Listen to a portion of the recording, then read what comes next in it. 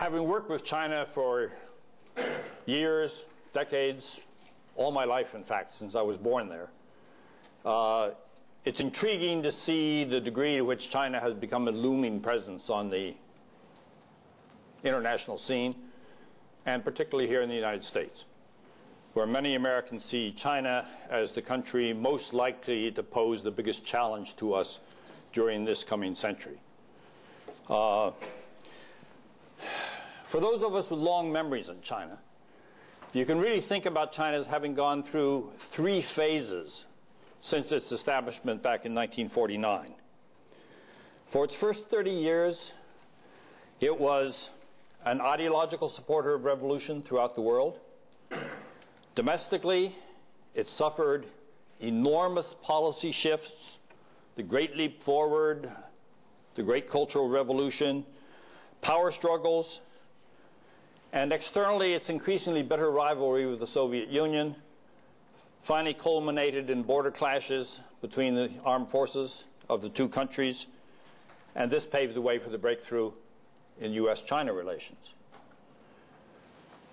It took us nearly a decade to get our diplomatic relationship established because we were beginning from a posture of total hostility toward China, and it took time for us both to sort of turn ourselves around and find out how to address each other. And it occurred during the period of a final transition between the first and second generation leaders in China, the death of Mao Zedong, Zhou Enlai, Deng Xiaoping emerging as the key leader. But the second phase in China was the 30 years of reform and openness that we're marking the end of the 30-year period this year. And during that period, China moved definitively away from its revolutionary past. It redefined its ideology, abandoning fundamental concepts of communism in the process. When we refer to China being run by a communist party, I'll tell you it means nothing to me as a Soviet specialist who knows what traditional communist parties were like. China's Communist Party simply isn't like that anymore, and nor is the ideology of the Communist Party at all like the ideology of communism that I lived through in Moscow when I was working there. They've abandoned class struggle. They've abandoned the concept of the Communist Party as the representative of the proletariat. They adopted market economics. They achieved unprecedented economic growth rates. And they emerged, as I commented at the beginning, as the rising power with the greatest potential to challenge American preeminence on the world stage. We're now entering a different phase. China is now fully integrated into the global community. This is not true of the past. It has growing economic and political influence throughout the world. You can't go to Latin America and not find Chinese everywhere and everybody talking about China, and the same thing applies to Africa. And they've had a long presence in the Middle East, Europe, obviously with us here in North America. And they have rapidly expanding military capabilities now. What the current global financial crisis has done, it's foreshortened time. China has suddenly emerged in a position that people expected it to achieve, but not until the end of the next decade. And all of a sudden, the poor performance of the Western economies, Japan's negative growth, means that this year China is going to overtake Japan as the second largest economy in the world. It had overtaken it quite a few years ago in becoming the second largest economy of the world in terms of purchasing power parity, which means the purchasing power of the yuan gave Chinese citizens, or gave the aggregate of the Chinese economy a larger economy than the purchasing power of the yen. But now this year, in official exchange rate terms, it's going to overtake Japan. And this is much sooner than originally expected. So it's not simply the weakening of the Western economies in terms of performance. It's also the weakening of the concept that we had discovered the superior way to foster economic development. So there's an ideological challenge. If, as Francis Furukawa tongue-in-cheek claimed some time ago that we had reached the end of history, history has reemerged. And those of us who are trained as historians are happy to see it back on the frontal stage. Meaning that we could be facing a period down the road where there is going to be a challenge to market-based capitalism as the best organizing principle for countries seeking rapid economic development. We aren't there yet, but that debate is already being engaged in actively within China and in Europe. If you go to Europe, you find it's prevalent there as well. Now, China was very severely impacted by the crisis. It had seen inflation as its #1 problem at the end of 2007, and it had launched a rigorous effort to slow down economic growth, which persisted right until the summer of 2008, when all of a sudden they did a complete about-face in policy, when the impact of the global financial crisis hit them. And it hit them hard. If you look at China's growth, it went in a downward trajectory. Their exports plummeted, investments slowed down, unemployment shot up as the exporting industries, largely centered in southeastern China, began to close up shop. You had everything in China you estimate in terms of 10 million figures, so either unemployment was 10 million or 20 million in terms of migrant workers having to go back to their home provinces. But Beijing reversed course very skillfully. By the middle of the fall, they had announced a 4 trillion yuan stimulus package, which was geared to producing immediate impact in terms of jobs. And in reality, the Chinese stimulus package has taken hold much more rapidly than the stimulus package has in the United States. As a result, miraculously, China's economy is expected to grow at a 7 to 8% clip this year.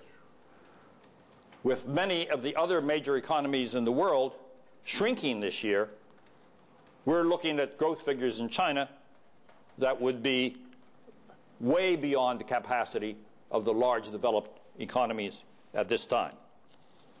So as I already mentioned, this year China is expected to overtake Japan in terms of the growth size of its economy. As a Chinese strategist, I was at a military think tank in Beijing. A few weeks ago, I asked the senior military officers there what the significance of the global downturn was in terms of the global situation. And one of them spoke up and said, the significance is that China's economy is going to pass Japan's economy 16 years earlier than you originally estimated.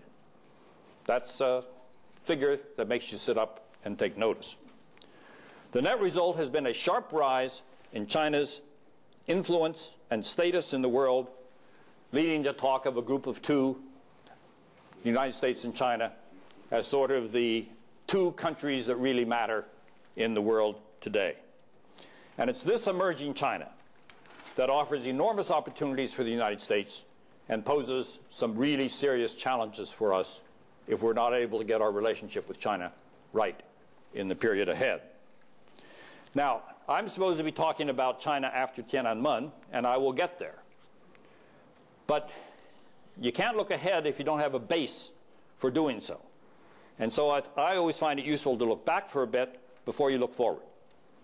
And if we look back at China 30 years ago, what we see is a radically different situation. Average Chinese peasant at that time earned less than $1 a day. The possibility that China would become an economic colossus within the space of a few decades would have been dismissed as hopelessly unrealistic. And it would have been done so by people like me, people who had pretensions about knowing something about China. We would have been the ones who would have pointed out why this wouldn't happen, and we would have been wrong.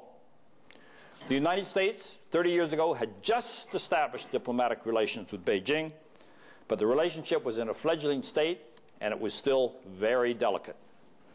The Soviet Union had not yet invaded Afghanistan.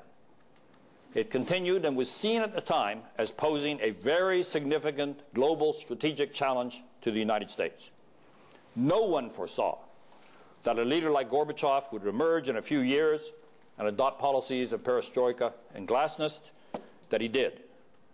German reunification was a hopelessly distant dream.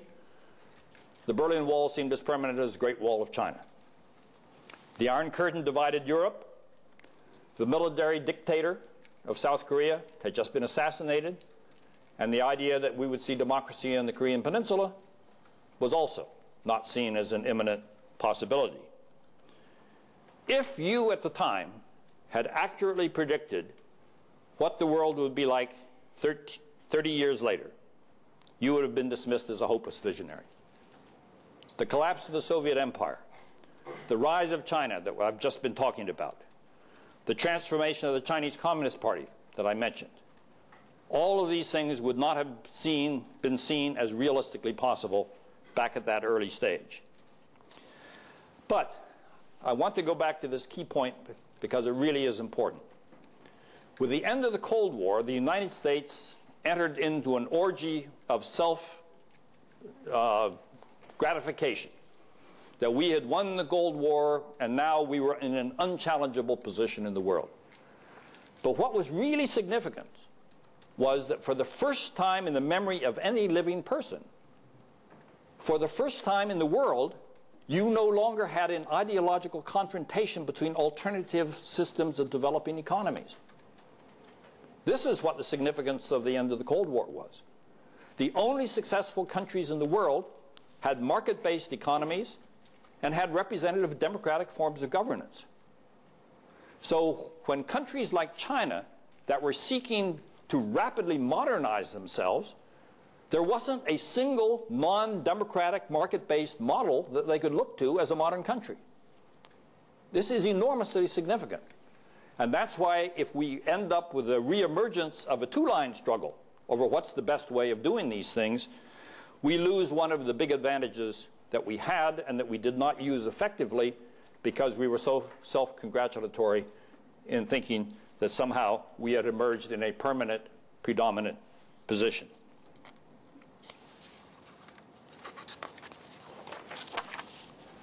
Now, dealing with historical ifs is a very risky business, but it's a lot of fun. And I would pose to you that if the United States and China had not been able to overcome our differences 30 years ago and establish diplomatic relations, the world would be a very different place, and it would be a lot less good than the current situation, which has enough worries built into it already that we wouldn't want to wish for something worse. But the point I really wanted to make in looking back is that if we're going to look forward 30 years, we have to be very modest in recognizing how wrong we are going to be in anticipating what the world may be like 30 years from now. Now, because of the economic downturn, there's been a lot of references to Lord Keynes. And of course, he's the person who said, the inevitable never happens, it's always the unexpected. So bear that in mind as I begin to look at what has happened since Tiananmen. I was in China at the beginning of the reform and openness process because I was in our liaison office at the time when we established diplomatic relations. The rise of China over these last 30-year period was absolutely not inevitable. It required good leaders, and it required intelligent policy responses to difficulties and setbacks. Again, I like to break things into 3 periods, and I will do so for the last 30 years as well. The first stage was that 10-year period from 1979, when we established diplomatic relations, until 1989. It's clear looking back, and it was clear watching the process at the time, that China did not have a stable framework for implementing the radical changes introduced by the reform and openness policies that it adopted at the end of 1978. If you look at the period, it included the purge of 2 general secretaries of the Chinese Communist Party for being too liberal. Mind you, the general secretary of the Chinese Communist Party is supposedly the most powerful position in China. And yet in a 10-year period, 2 of them lost their jobs because they were too permissive in letting the new openness spirit take hold in China. Economic development soared up to 14% in the middle of the decade and then crashed down to 3 or 4%. So you had enormous economic shocks that were taking place as China implemented price reform and as the economy began to restructure itself.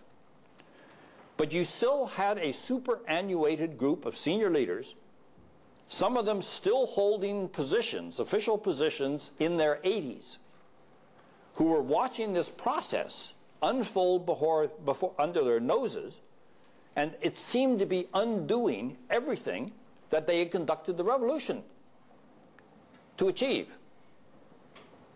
So this was not an easy situation. These people had influence behind the scenes, and they were skeptical about the new directions in which China was moving. So from 79 to 89, you had growing contradictions in China between the new forces that were emerging and the old forces that had still not retreated from the scene. Now, Deng Xiaoping handled this brilliantly. In order to get these senior people out of their positions, he created a senior advisory council in which they were supposed to still wield influence as advisors. And once he had gotten them all out of their positions and into this advisory council, he then abolished the advisory council, and senior leaders went into retirement. A very smooth stroke. But in '89, you had the beginning of the second period.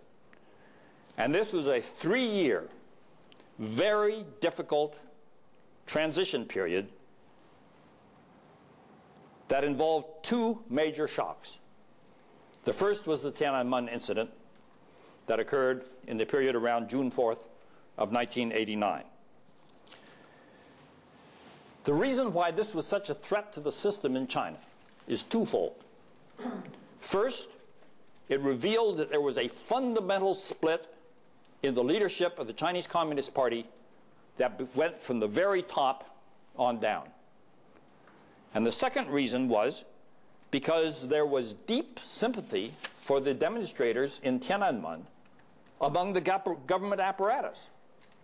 They had to bring in troops from outside of Beijing in order to suppress the demonstrators because they didn't trust the local soldiery, who were sympathetic, in some cases, to what the demonstrators were doing.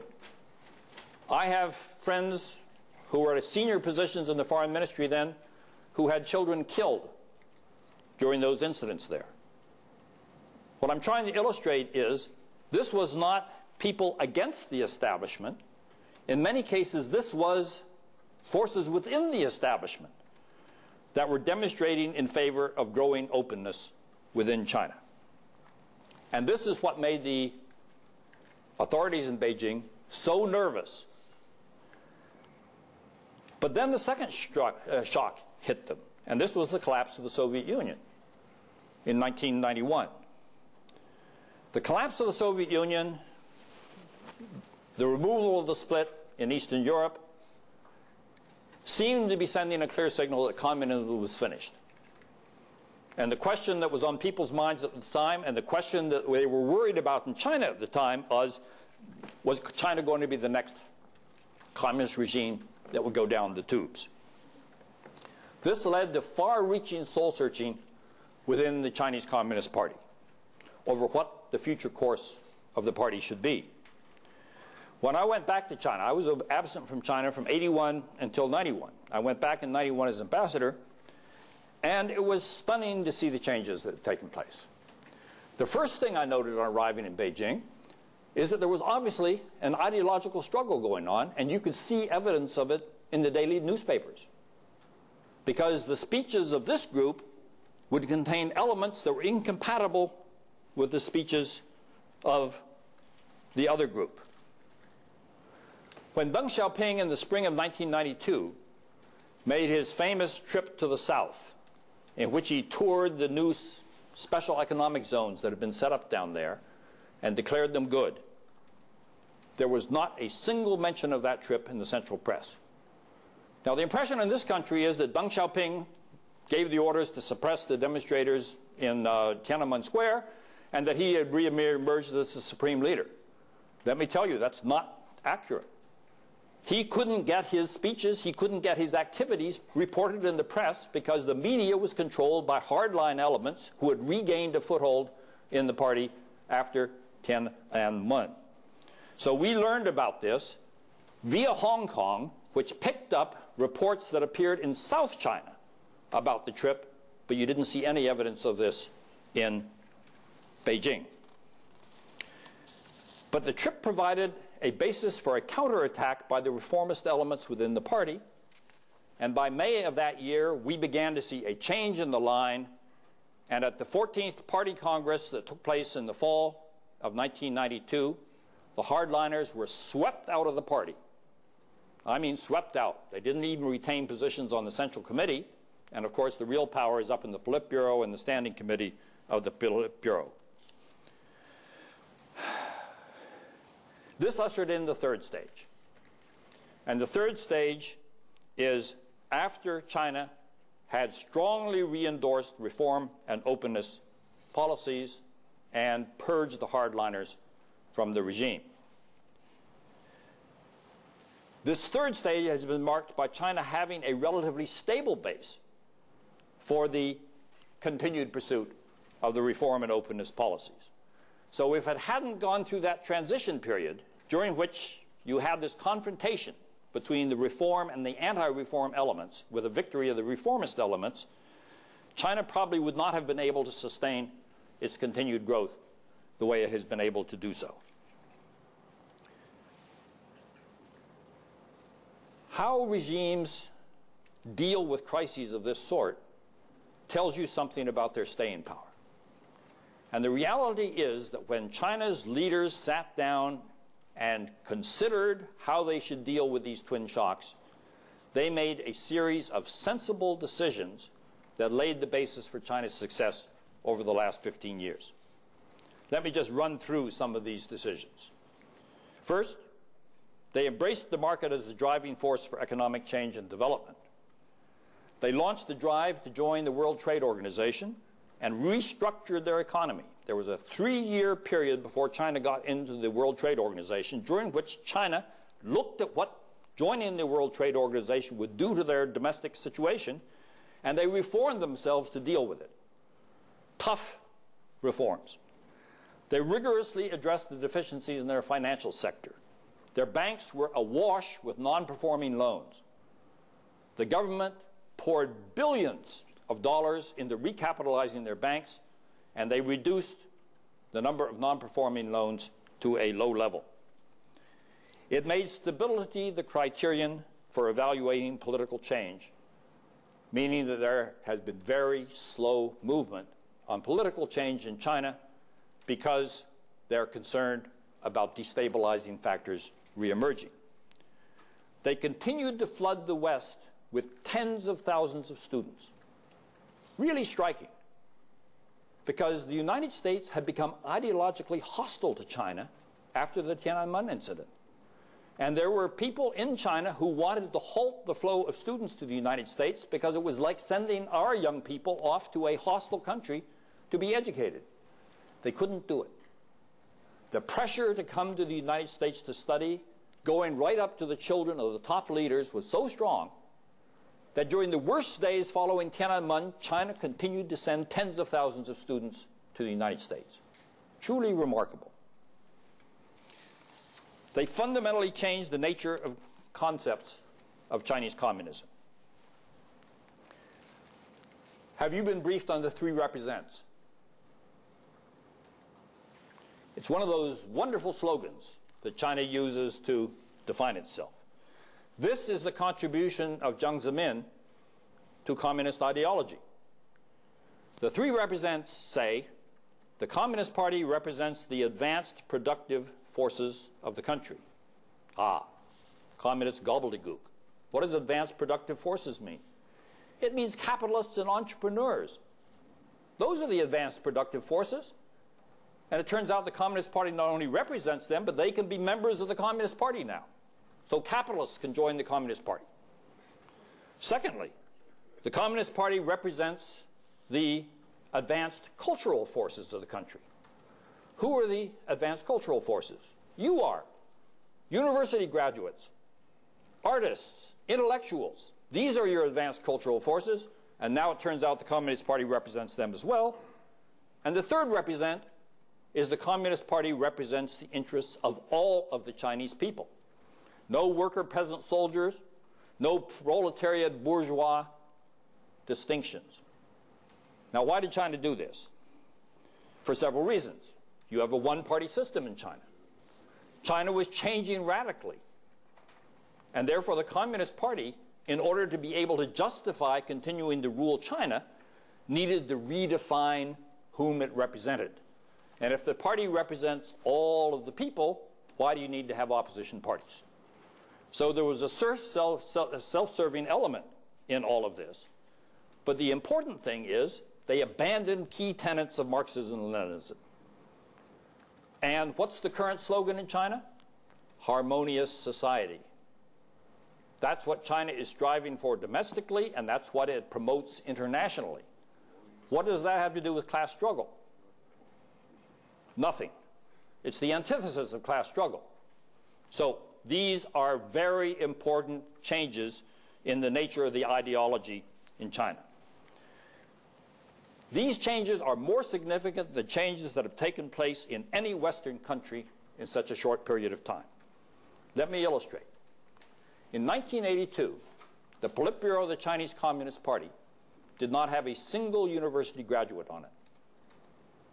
25 years later, the Politburo that was selected, the standing committee of the Politburo that was, the Politburo, 25 people, that was selected at the 17th Party Congress in 2007, just 2 years ago, was all university graduates except for 2 military members, and they were educated in military schools.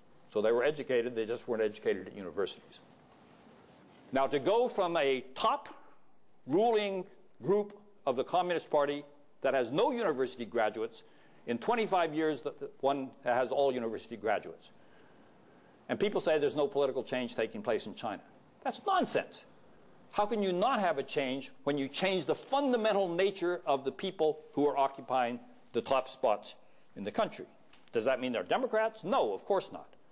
But they think differently, they're educated differently, they have a different knowledge of the world, of history, of everything else you want to talk about. There's another change that's taking place. It used to be that everybody on the standing committee of the Politburo and most of the members of the Politburo were engineers. Now you have lawyers, you have journalists, you have economists, you have other people being represented there. So China's moving away from this narrow focus on technology and recognizing that you need a broader view of the world.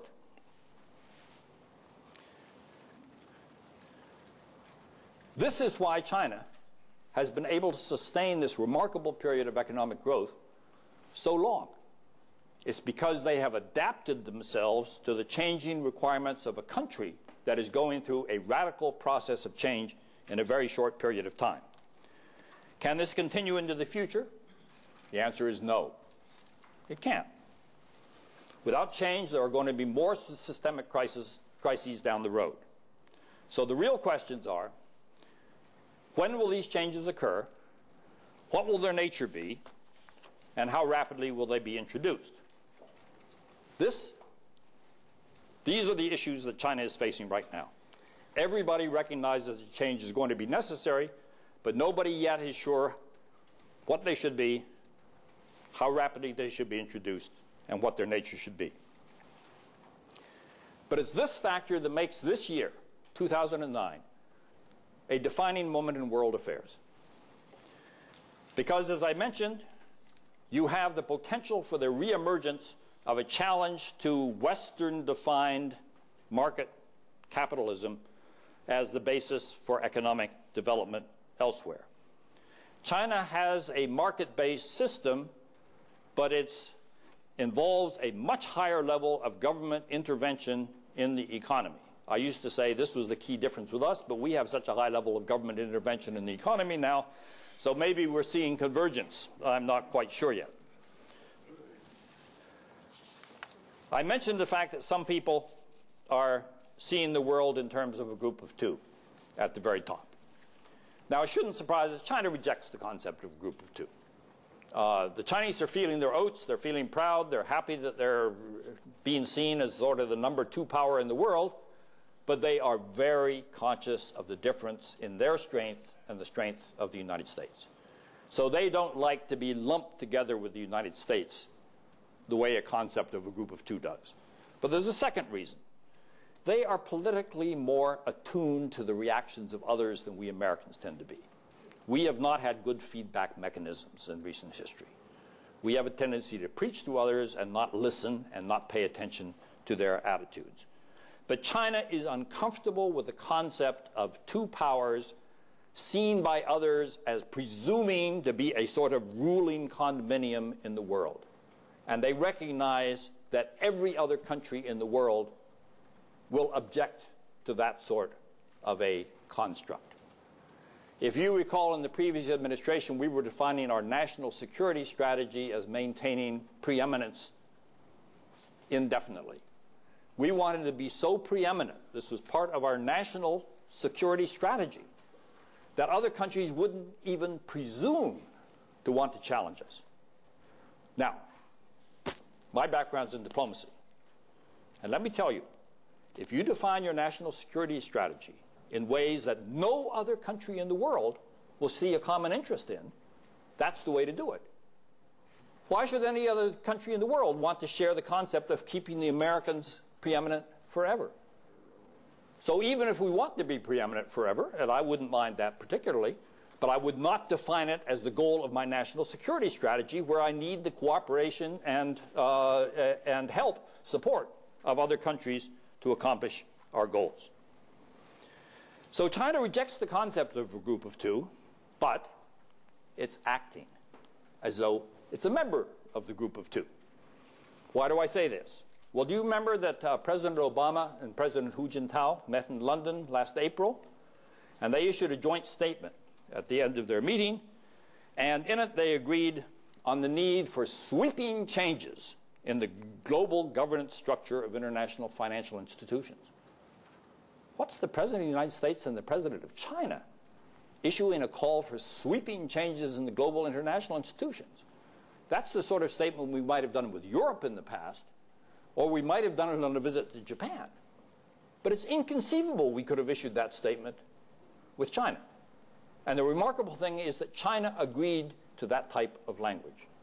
And that's why I say in some ways they're acting as though they are part of a group of two, but they reject the concept because they recognize the negative connotations it would have for others. Now, the second aspect of the current global turndown that is significant is who comes out of it first and looks in better shape, because that's going to affect international reactions. It's going to affect your international status, your standing. The United States and China are the two countries to watch in this respect. Now, I mentioned that China seems to have reversed the sharp decline that occurred last fall, and the figures for the second quarter of China already showed that they are expanding at a 7 to 8% growth rate. The World Bank has dithered around and originally thought they might grow at 6.5%. Now they've bumped that up to 7%. But what we're seeing is an impressive rate of economic growth continuing in China, despite the domestic difficulties that were introduced by the financial crisis. The point I want to focus on, though, is if China emerges faster and in a relatively stronger position from the financial crisis than we do, it's going to reflect global attitudes, and it's going to have domestic resonance in both China and the United States. And this could be China's biggest danger. First of all, it could feed Chinese threat theories abroad. If Americans who are already worried about the rise of China see China rising even more rapidly than we had anticipated and closing the gap with us faster than we had anticipated, then the ability to think that China may be posing a hostile challenge to us becomes easier to promote. But it can also foster the emergence in China of a dangerous combination of hubris and nationalism, of the sort that the United States was feeling at the end of the 19th century when we didn't have to fight the Spanish-American War. We grabbed it as a way of showing that we were emerging on the international scene. The difference is that we have always been the hegemonic power in the Western Hemisphere. It's the only geographic region of the world that is subject to hegemony by a single power. China has always been surrounded by strong countries around it. And that means if you begin to throw your weight around and feel your oats in that type of an environment, the negative consequences are brought home to bear on you much faster than in our case, where we can essentially continue to dominate the hemisphere, although I think that that's going to change during this century as we see Brazil and Mexico emerging as much more significant countries. What I'm talking about is already illustrated by a recent book that was published in China called China is Unhappy. The book derides the West. It wants China to seize a position of global leadership, and it's very pithy in the way it puts these ideas.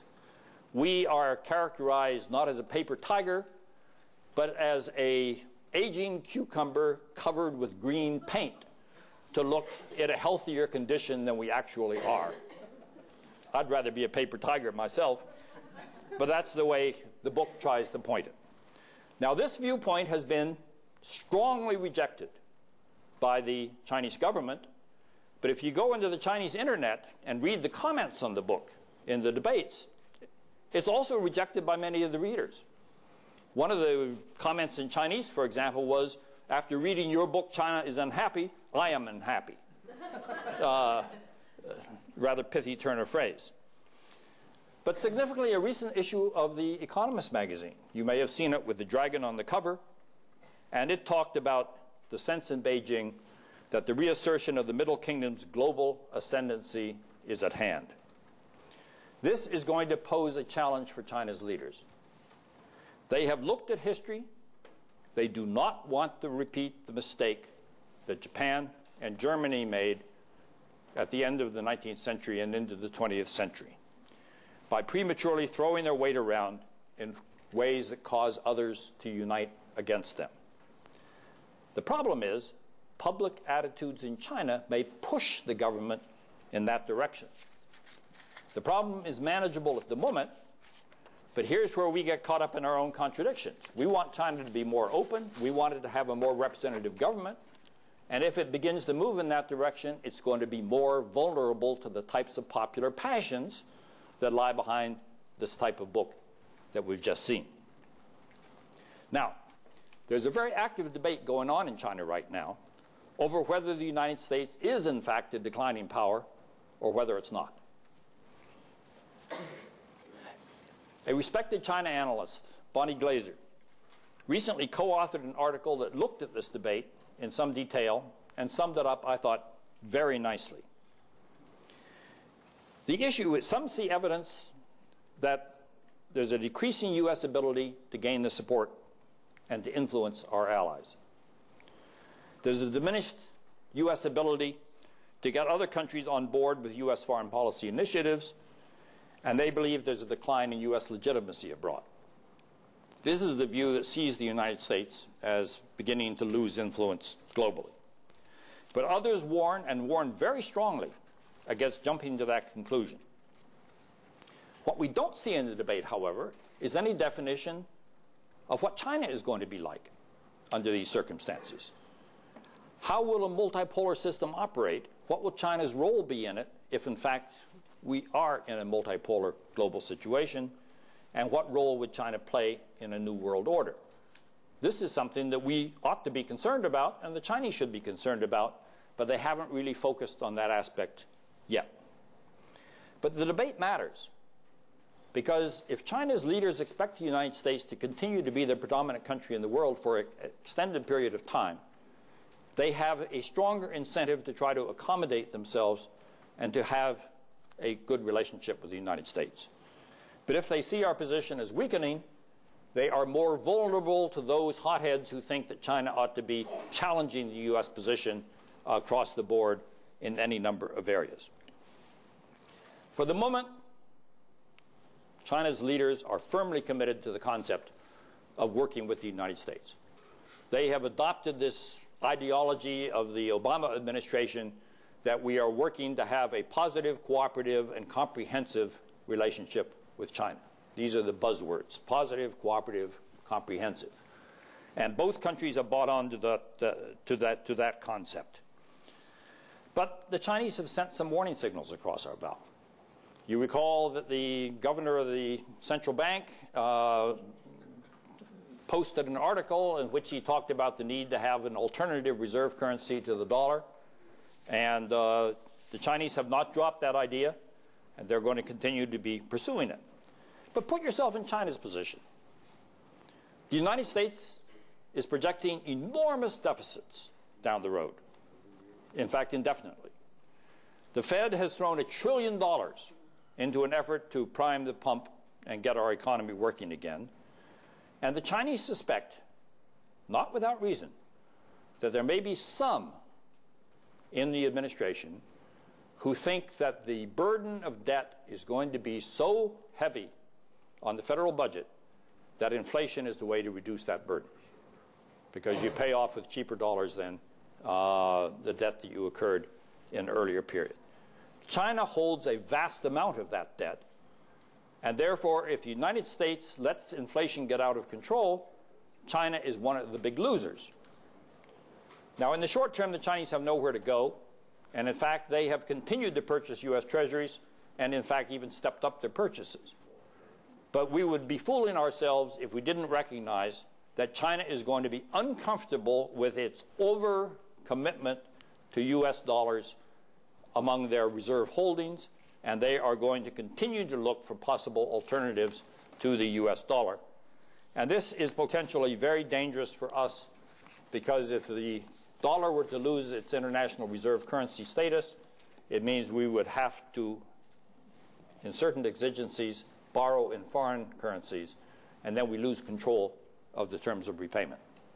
And I was in Indonesia during the Asian financial crisis and saw what happens when you have borrowed in dollars and suddenly your own currency depreciates, and all of a sudden it's 5 times more expensive to repay your debts. And that's when countries become insolvent. What else is going to happen down the road?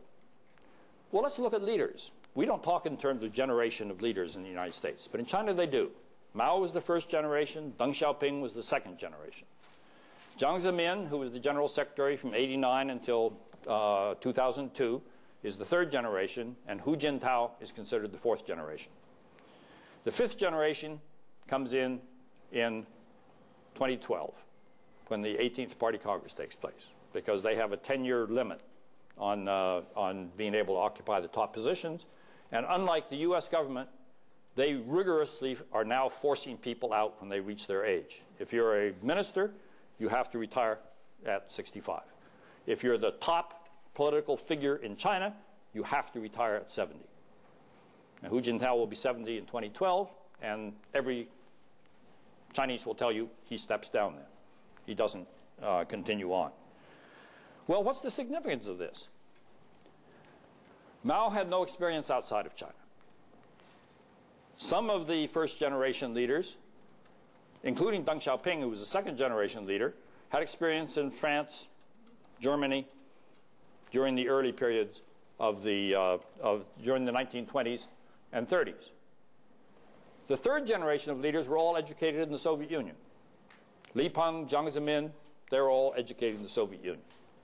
The fourth generation of leaders, Hu Jintao's generation, were the Great Cultural Revolution group. This is when China's education system was in chaos. They weren't sending students abroad, so they did not have the opportunity to go abroad and study. But the next generation of leaders is the first generation that will have come to political maturity during China's period of reform and openness. That means many of them will have been educated abroad, particularly in the United States. Many of them have children who are being right now educated in the United States, in Australia, in Europe, and other places like this. Do we really think that the next generation of leaders will have the same mindset in looking at the problems that China will face? I have raised my children to be clones of myself, and guess what? They aren't. They think differently because their perspective on things is different. And so this is going to be very significant, and when we get to the sixth generation of leaders that will come in 2020, which isn't so far away right now, these people's memory of the Great Cultural Revolution will be as good as John McCain's memory of the Great Depression, meaning they will have been infants at the time. So their whole perspective on life will be very different. So when people tell you that political change isn't going to happen in China, I think they are failing to look at the way that generational changes affect the response to problems. If you're educated in the Soviet Union, your response to a problem will be one type. If you were educated in the United States, the answer is they will be dealt with in a different manner. They will continue to occur. They may continue to occur on a major basis. I mean, after we had slavery for 80 years after we were founded, it took us 130 years to recognize that women were qualified to vote. You know, so the United States has taken decades to make progress. And after we had eliminated slavery, we had Jim Crow in effect for another 100 years. And it wasn't until the 1960s in the civil rights legislation that we began to address those problems. So I always use us as the model. I assume that we're the best, the brightest, that we do everything better than anybody else. And if you look at the way that we have dealt with our own problems, you recognize that it takes a long time to produce the societal changes necessary to support alternative ways of dealing with it. So the answer is there are going to be egregious human rights abuses in China in 2020, but the Chinese system will probably be dealing with them somewhat differently, as they are right now. There is now much more of a legal process in China that occasionally comes into play. And occasionally judges will rule against the government to the surprise of everybody, because it's unthinkable in China that a judge would rule against the government. But these judges have traveled abroad now. Some of them have gone through legal training procedures in Britain or in the United States. They think differently. I was able to get Justice Kennedy of the Supreme Court to come over to China, and he went around and gave these lectures. And you should have seen the rapt audiences he gave. I mean, the head of the Supreme Court in China wasn't going to suddenly abandon the Communist Party. But these young people were inspired by the concept of an abstract form of justice that wasn't controlled by a political apparatus. So, I mean, these are the areas where our ideology still has enormous strength, and we don't always use it properly. The point I was going to make is that if China continues on this economic growth path, it is going to generate middle classes. And while we don't usually talk about democracy in terms of its class basis, the fact of the matter is that democracy is a middle class form of government. Virtually every country in the world that has a stable form of democracy essentially has had enough development to have produced substantial numbers of middle class, property-owning people. It doesn't have to be land necessary, but it does mean that they own property. And it's not so surprising. When you own property, you don't want a government that can arbitrarily dispose of it. You want some say over that, and that means you need some representation in the government. So I think that there are going to be changes down the road. And if you look at Asia, why should we bet against it? We have a 100% track record in Asia. Every authoritarian system in Asia that has gone through 30 to 40 years of sustained economic growth has ended up with a representative government. It happened in South Korea, happened in Taiwan, happened in Thailand, but we also see that the process can sometimes backslide, and it happened in Indonesia while I was there. Indonesia had genuine democratic elections in 1955 that lasted exactly 2 years, and they went back to an authoritarian system of government. Why? No middle classes. But 10 years ago, Indonesia's authoritarian system collapsed. No preparation for transition to a democratic system. They went ahead and held democratic elections, and 10 years later, guess what? They've just been having democratic elections again in Indonesia. So this time it's taken, and 40 years ago it didn't take.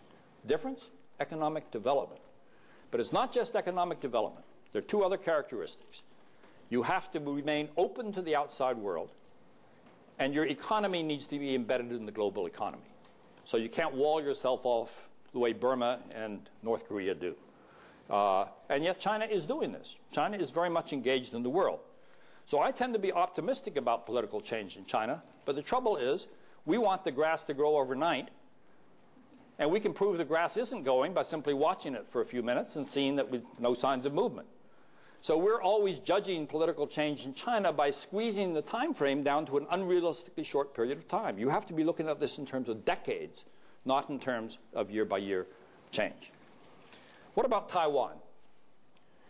The answer is the Taiwan issue has changed significantly in the period since '79, because we went from an authoritarian system in Taiwan where the legitimacy of the government rested on its claim to be the government of all of China, to a democratic system in Taiwan where the legitimacy of the government rests on democratic elections. So Taiwan can either be part of the mainland or not part of the mainland. It doesn't affect the legitimacy of the government. Whereas under the previous system, you couldn't have Taiwan separate off because you would undermine the whole legitimacy of the government, because the last elections on which it was based had taken place on the mainland back in 1940, in the late 40s. So you can see the differences. There are going to be important differences down the road. Taiwan's security, and we're seeing this very clearly now, rests on two aspects: sufficient military strength to deal with any immediate threats from the mainland, and managing the cross-strait relationship. We have an unfortified border with Canada because we essentially manage our relations with Canada in a way that doesn't require us to have any armaments on the border. When the Chinese relationship with the Soviet Union had turned bad, the Russians ended up with over 500,000 troops on the Chinese border.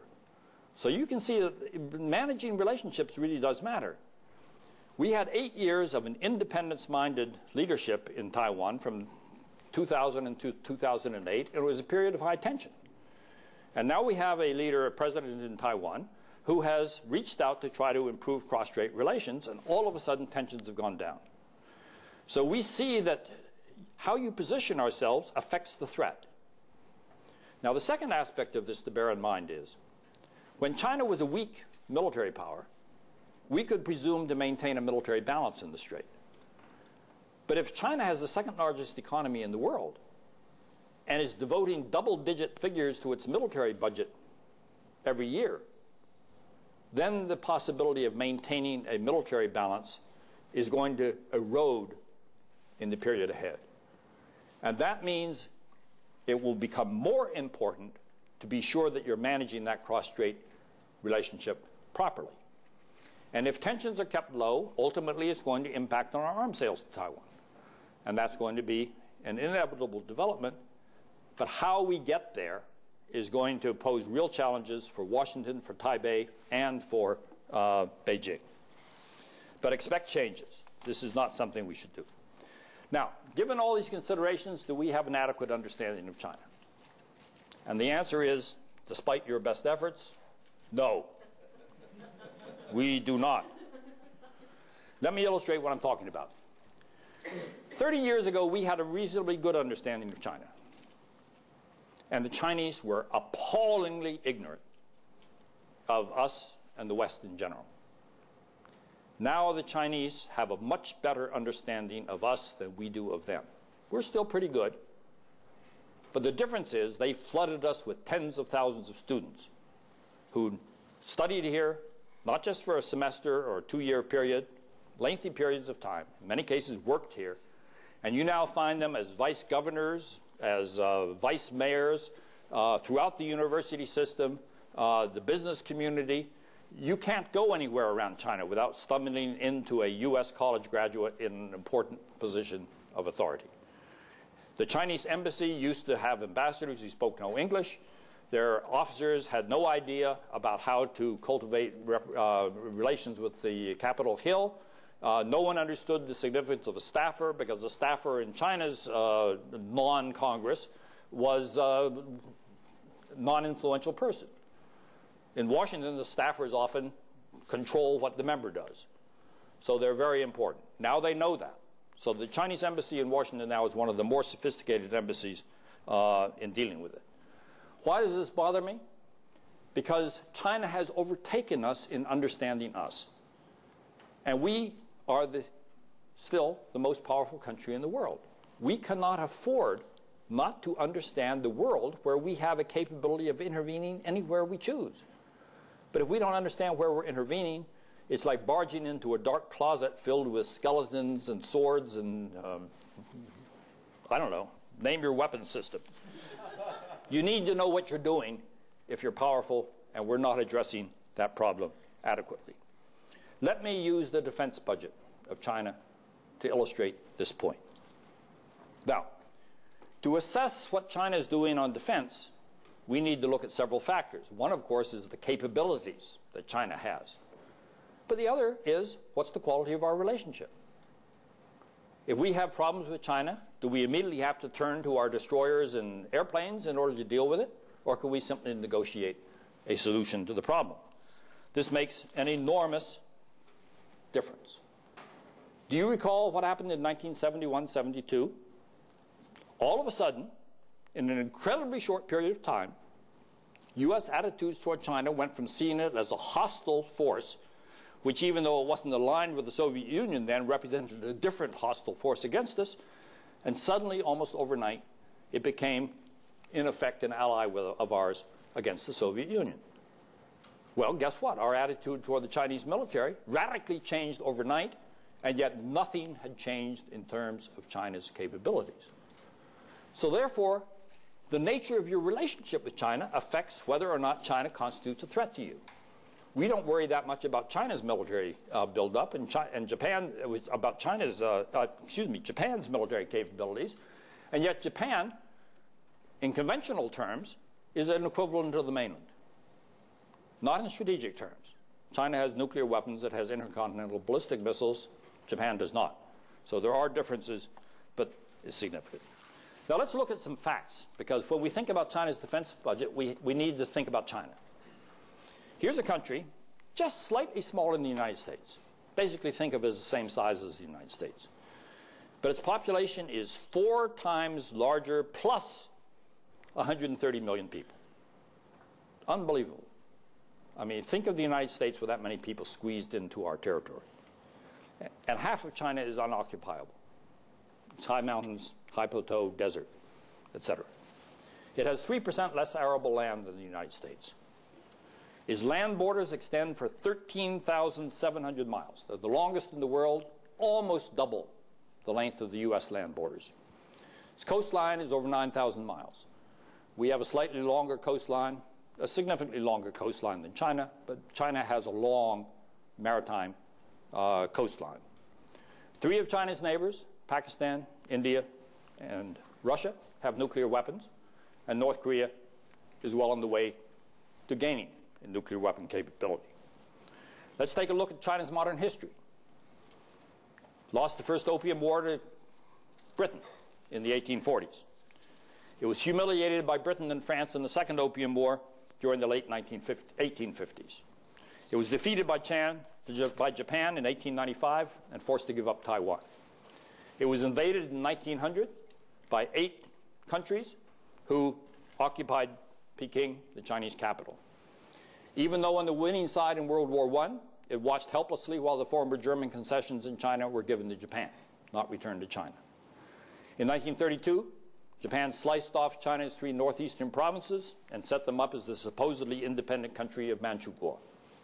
5 years later, Japan invaded China proper and occupied all the eastern part of the country for the next 7 years. Following the convulsions of the Chinese Revolution, China fought the United States and Korea in 1950, suffering enormous casualties. It fought a border war with India in 1962. In 1969, it had armed clashes with the Soviet Union. Then in 1979, China fought a brief but intense border conflict with Vietnam. And it later used force to expel Vietnam from some of the islands in the South China Sea. Now, why do I run through that? Because every Chinese knows that history. And yet Americans talk about China's defense budget without any reference to that history. Secretary Rumsfeld acted as though China was unjustified in trying to modernize its armed forces. I mean, how can we understand what China is doing on defense when we aren't able to relate China's history and its objective defense needs to a real-life type situation? So, we have enormous similarities with China in the sense that we're large countries with long borders. But we, as I mentioned earlier, have been the dominant country in the Western Hemisphere for a long, long period of time. In contrast, China, throughout its history, going back millennia, has had to deal with powerful military entities on its borders, whether they're barbarian tribes, Mongol hordes, an expansionist Russian empire, or Western imperialist powers bent on carving out spheres of influence in China.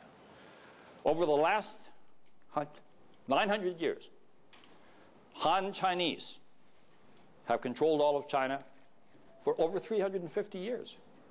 That's over a third of that period. China has not been ruled by what we consider Chinese.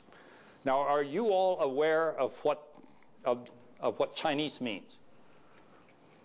When we think of Chinese, we think of Han Chinese. Because China has a multi-ethnic country, it has officially defined Chinese as consisting of 5 ethnic groups. The Han Chinese, which are what we think of as Chinese, the Manchus, who have largely been assimilated, the Mongols, the Chinese Muslims. These are the Hui nationality. They are physically similar to Han Chinese, but they are Muslims, and therefore their habits are Islamic rather than Chinese. They won't eat pork, and pork is the staple Chinese meat. And finally, you have the Tibetans. Why do I mention this? Because it leads to hopeless confusion. You can't refer to Chinese in China because for Chinese that includes Tibetans, it includes Mongols, it includes Manchus, etc. And yet when we refer to Chinese, we're referring to the Han Chinese. So in China you have to make this distinction. And the distinction I was making is Han Chinese have not ruled the country for 350 out of the last 900 years, and for 500 of those, North China was controlled by non-Han Chinese. That's a long, long period.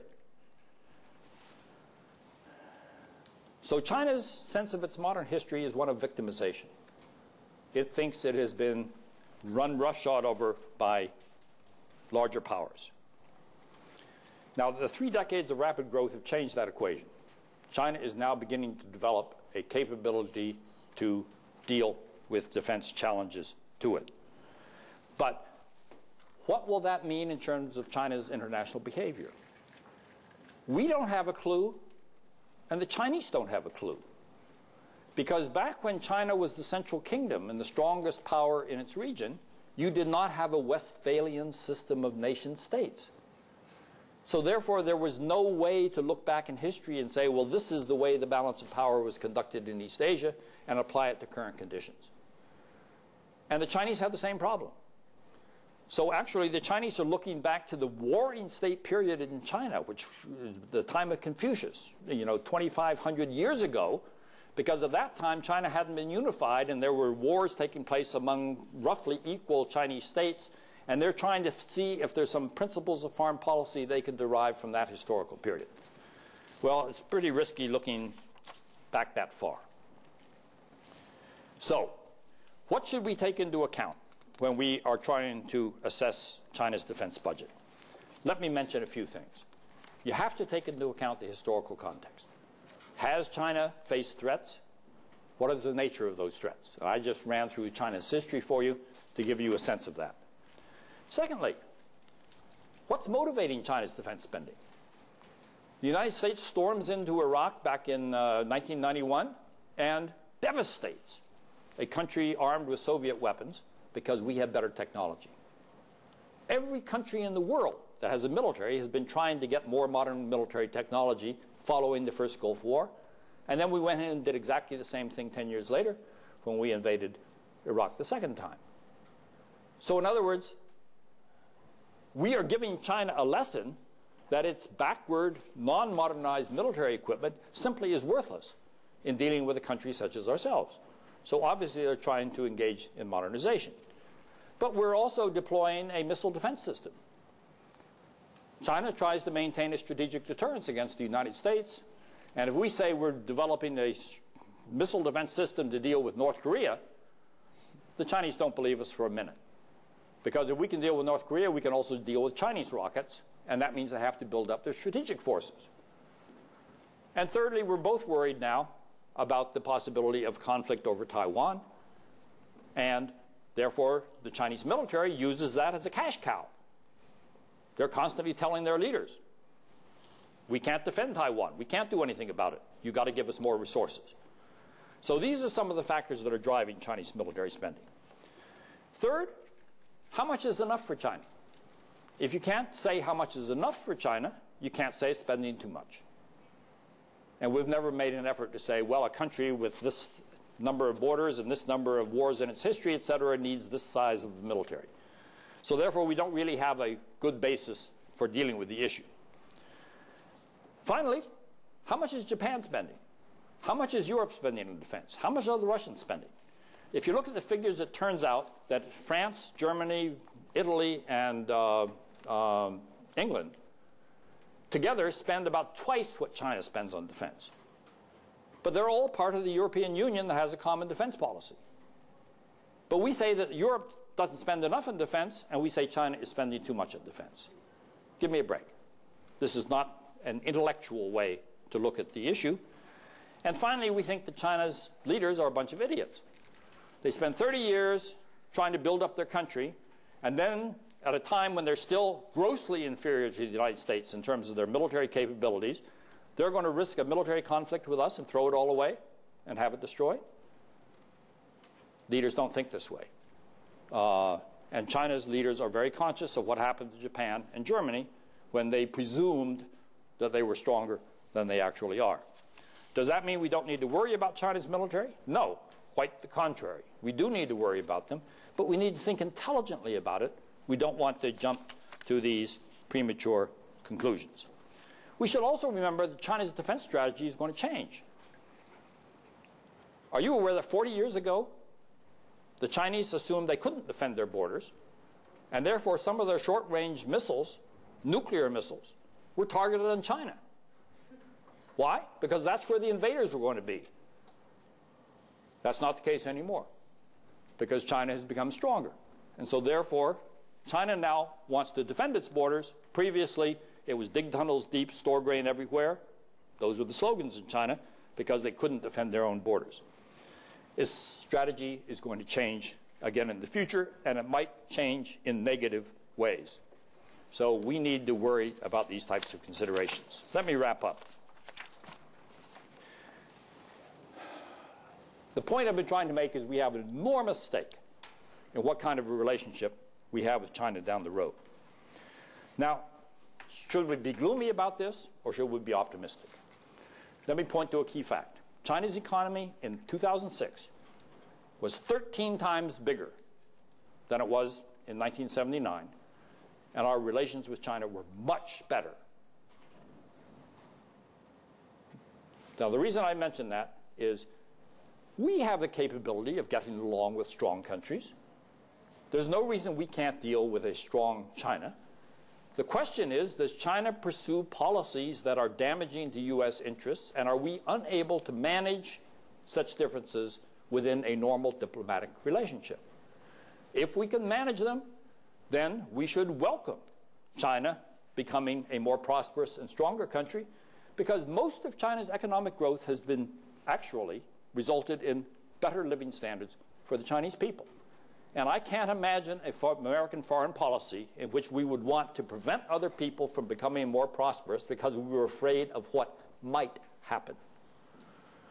So there are some big issues involved with this. But our understanding of China is key to being able to deal with this. And that means the future of the United States rests in your hands, not in mine. Thank you.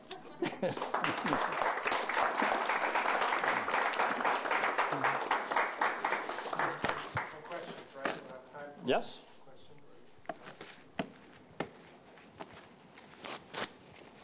I was thinking of this question when you were talking, and now I hope I can say it right. You were saying how China, they understand us better than we understand us, meaning they see things without being blinded, I guess, by certain ideas that they think are always right.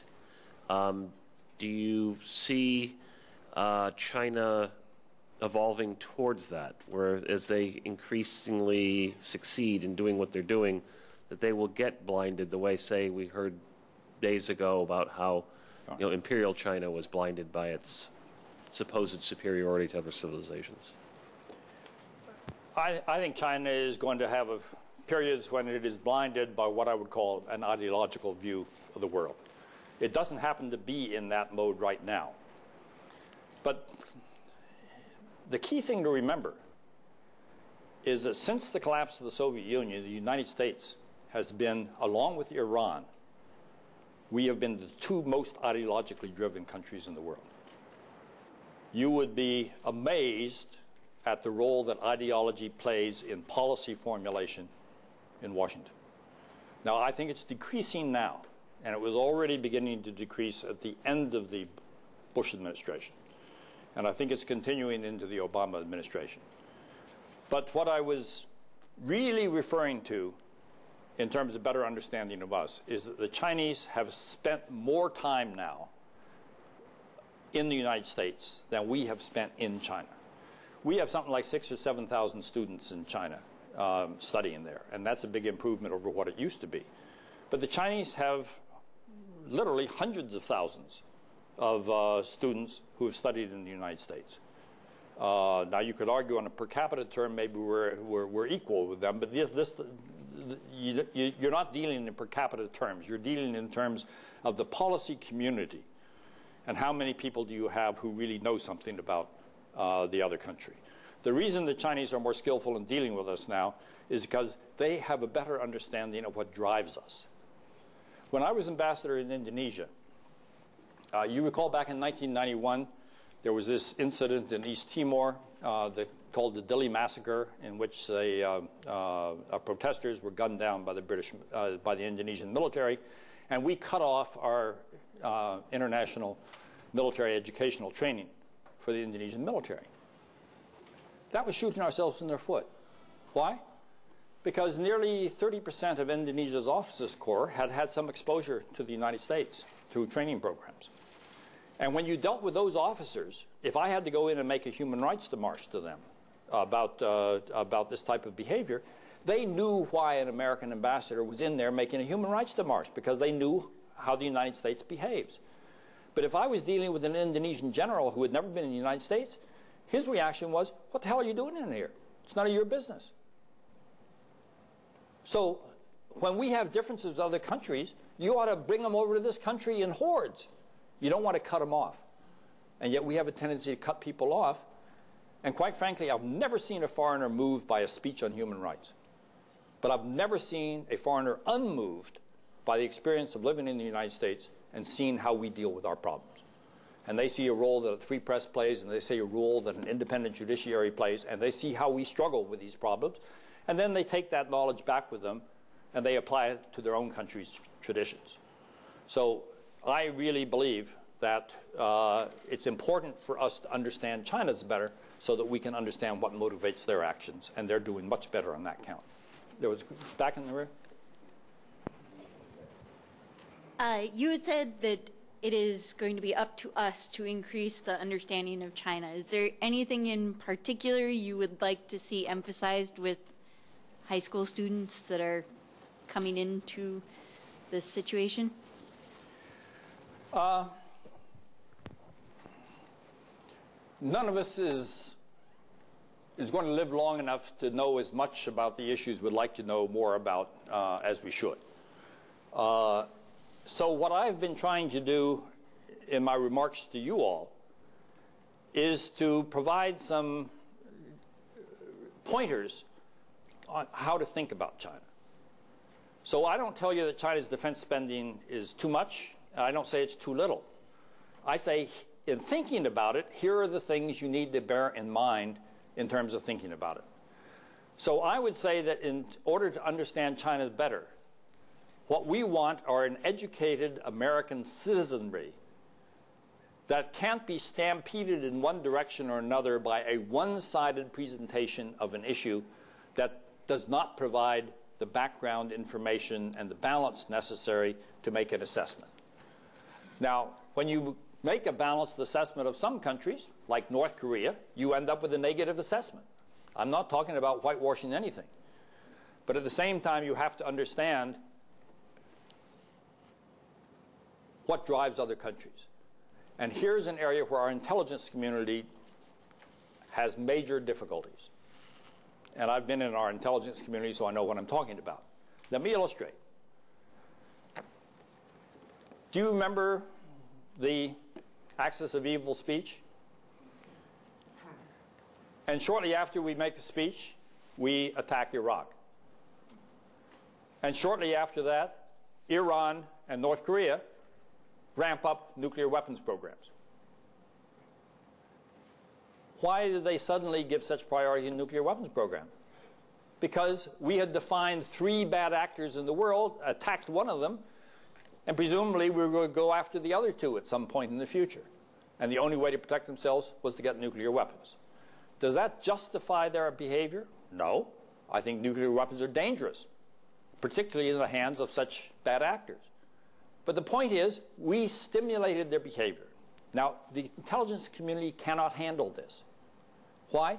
Because they're not in a position to tell our leaders that the bad behavior by other people is because of our behavior. And so therefore they have to find other ways of explaining the behavior. And the result is you don't explain it properly. So in your teaching chores, I would encourage you to try to leave the students with an ability to think about China in an intelligent way. That's all I ask. And of course, they'll be helped in that if at some point they're able to go. If they're interested in China, they ought to get over there and gain some on-the-ground experience. Yes? Hold on. I'm sorry. You kind of took one of my questions on the central banker and the default currency, but I'll go to a B question on economics. Some people think that the yuan, the renminbi, is heavily undervalued, and we have this terrible trade imbalance with Walmart's flooded with cheap Chinese goods that we all enjoyed buying, and we don't export that much. 2-3 years ago, the Chinese had this mini float of 2-3%. We don't know what this basket, the secret basket of currencies there, the renminbi is floating against. It's a big state secret. I was just wondering if you can kind of comment on the diplomacy of trying to encourage them to have that renminbi revalued to a market value, and what you think about this secret basket and our severe balance of trade imbalance. Okay. I'm not in government anymore, so I can speak in a politically incorrect fashion. Most of this trade stuff is nonsense. Let me just make some points. The concept of trade statistics goes way back, but to a time when countries basically produced products and exported them to other countries, right? Is that the way trade takes place now? No. They make stuff here. Well, we sell grain to China, yes. China sells bauxite to us, to Australia, yes. But what about all these electronic equipment? What about your athletic shoes that you're making? The components in the athletic shoes, some are made in Malaysia, some are made in the United States and shipped to China. They're assembled by China. China may have a 5%, a 10%, a 20% input. On the trade statistics, 100% goes to China. So if you look at Taiwan, for example, Taiwan used to control, through its exports, 30% of our soft shoe market, right? And then all of a sudden it plunged down to 11%. Why? They moved all their factories to South China, right? But the profits all went to Taiwan. But the export statistics went to China. But these were soft shoes being made with components that came from the same sources that they had before, which were outside of China. They were using the labor in China to assemble them. So much of our trade now is nonsense. We shouldn't use trade statistics to define.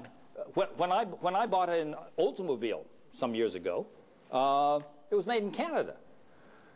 And then I switched to a Honda, which was made in Ohio. Do you see what I'm talking about? Secondly, no country has balanced trade with everybody. That was the old communist system. Yeah, it's mercantilist theory. What you need to look at is current account. Current account is the overall balance of the inflows and outflows in your economy. That's what really matters to us. If you look at our trade statistics, it turns out that 50% of our budget deficit is with the Middle East. Why? Because we all drive gas guzzlers and import immense amounts of oil from the Middle East. But why aren't people screaming about Saudi Arabia having a misvalued currency or something like this? We don't do it, but we go after China.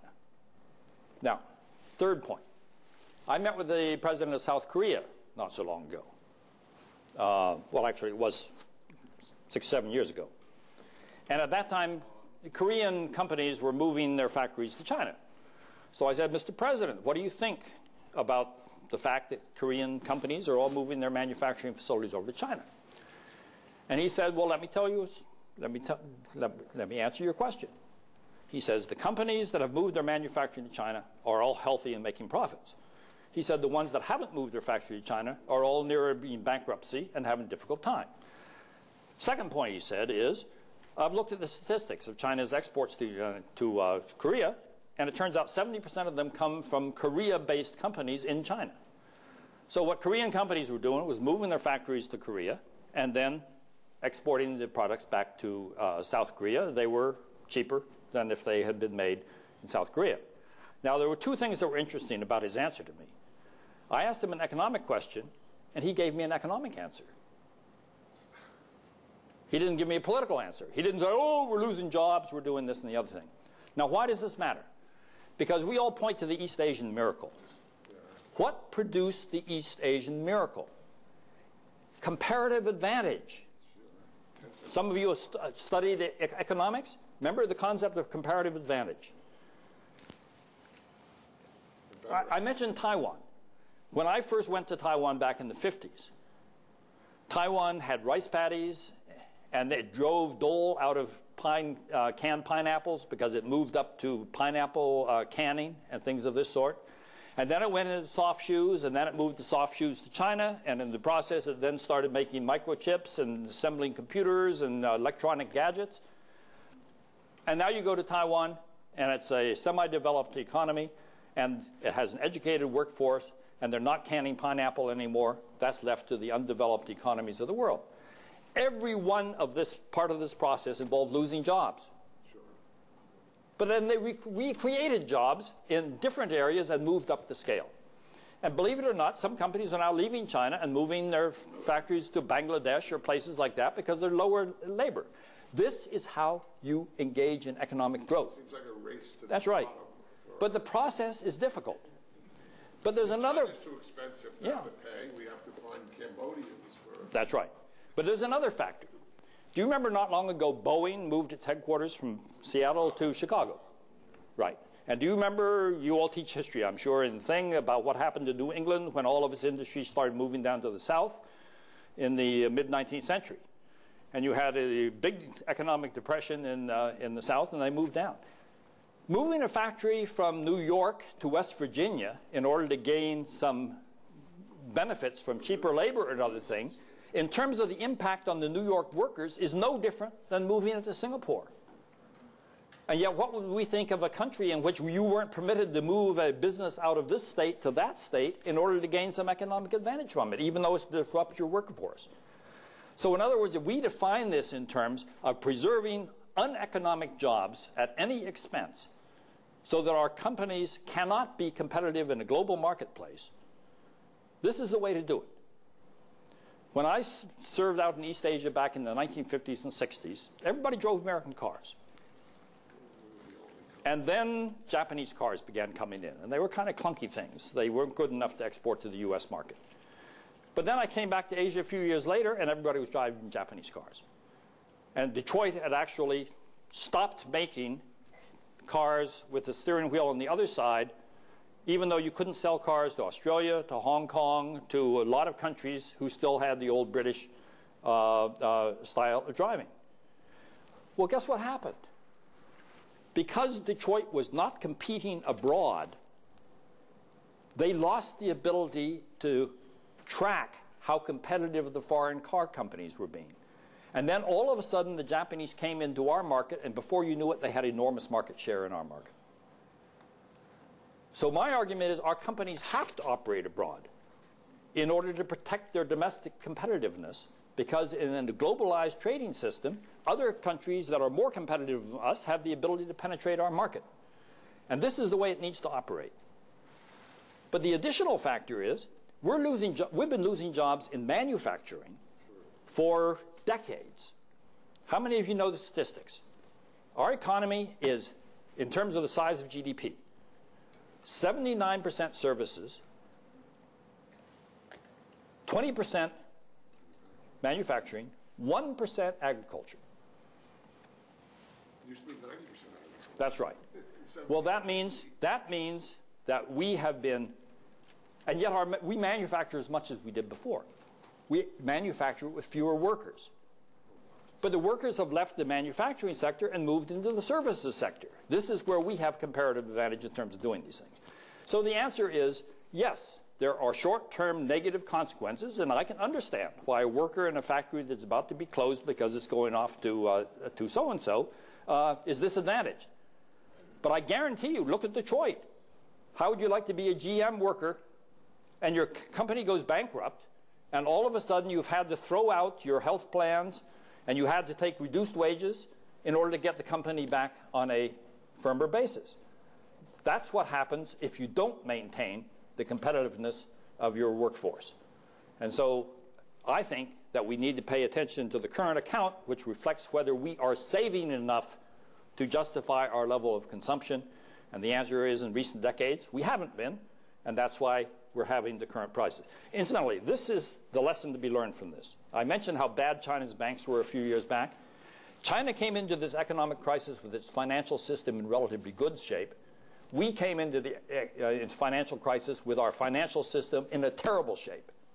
And that's why we've been hit so hard. And that's why our regulatory system was so deficient.